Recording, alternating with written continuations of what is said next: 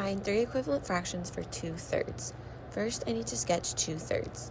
So I'm going to use this top row of 3 boxes to show that. And since I want to find a equal fraction that has the same amount of value, just has a different number of pieces, I used another box below it so I could make sure that I was comparing the same thing. And if I were to take each third and cut it in half, I would now have 6 pieces. And if I wanted to shade in the same amount, I would have 4 of the 1/6, since each piece is 1/6.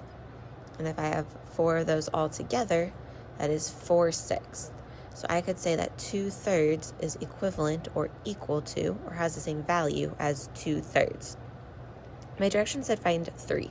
So I could keep sketching to find equivalent fractions, but eventually my pieces are going to be so small that's going to be hard for me to figure out how many pieces I have and how many I've shaded in.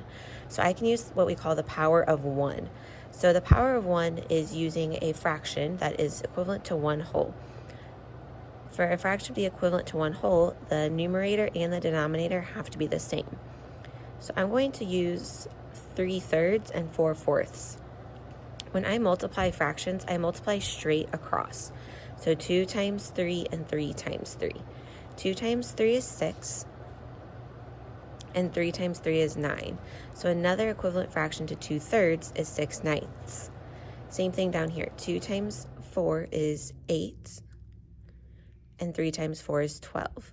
So 8/12 is the same as 2/3, which is the same as 6/9, which is the same as 4/6.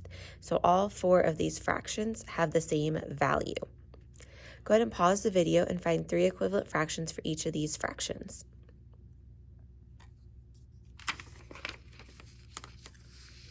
For each of these examples, I sketched the first one, which would be equivalent to splitting everything into halves. So that would be the same as multiplying using the power of 1 by 2 halves. And then I used 3/3 and 4/4 with the power of 1 to solve the rest of them.